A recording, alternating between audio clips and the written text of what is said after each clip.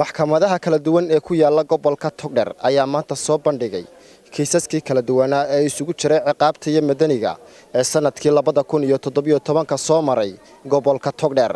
Gudoomiyaasha maxkamadaha rafcaanka degmada iyo gobolka Togdheer oo shir jaraa'id ku qabtay xarunta maxkamadda rafcaanka ayaa si weyn uga warbixiyay kiisaska madaniga ah oo ka badnaa 1600 oo kiis iyo waliba sidoo kale in ka badan 900 oo kiis oo ciqaaba.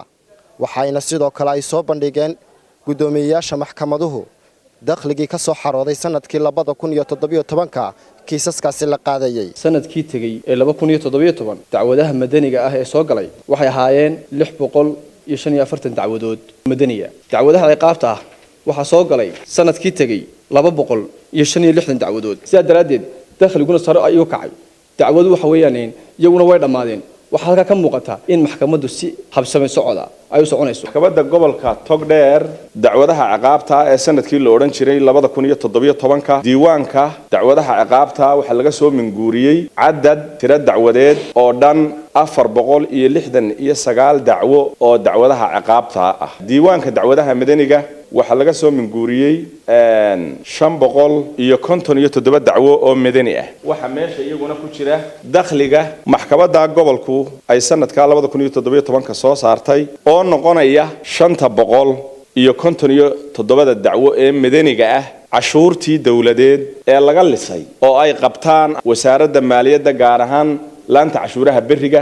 sidaa daraadeed dakhligaas wuxuu dhan yahay 212 milyan 948 shilinka Somaliland shilin iyo dollar 26,565 dollarka qalaad. intaas weeye waxaan anaguna ku daranaa maadaama aan nahay racfaankuna uu ka kooban yahay 8 maxkamadood oo magaalada Burco dibadda ka ah iyo 3 maxkamadood ee Burco ku yaala 12 maxkamadood ee gobolkan Togdheer dacwadihii ay soo saareen oo ciqaab iyo madani iskugu jira iyo dakhligii ka soo xirooday inaan isku geyntooda aan sheegno. dacwadaha soo galay sanadkii 17 guud ahaan gobolkan Togdheer wixii ciqaaba 993 dacwadood oo ciqaaba soo galay. waxa ka dhamaaday 12 maxkamadood 922 dacwadood. waxaana ciqaabtii ku harsan sanadka ka baaqi noqday 17 dacwadood. madaniga markaan iyadana u soo galno waa 1627 dacwadood.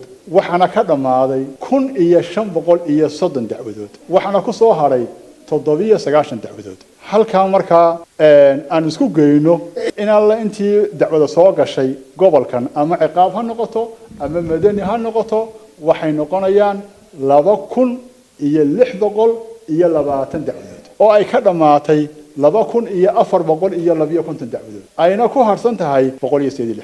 dakhliga soo galay waxa weeyaan 329 milyan iyo 859 iyo 915 dollarka ay soo saareen wax weeyaan 30,597. waxaan aad ugu mahadnaqayaa haddii aan ahay gudoomiyaha maxkamadda racfaanka maxkamadaha dadaalka badan muujiyay. Xabiib Ciga Xasan, Telefishinka Universal, magaalada Burco.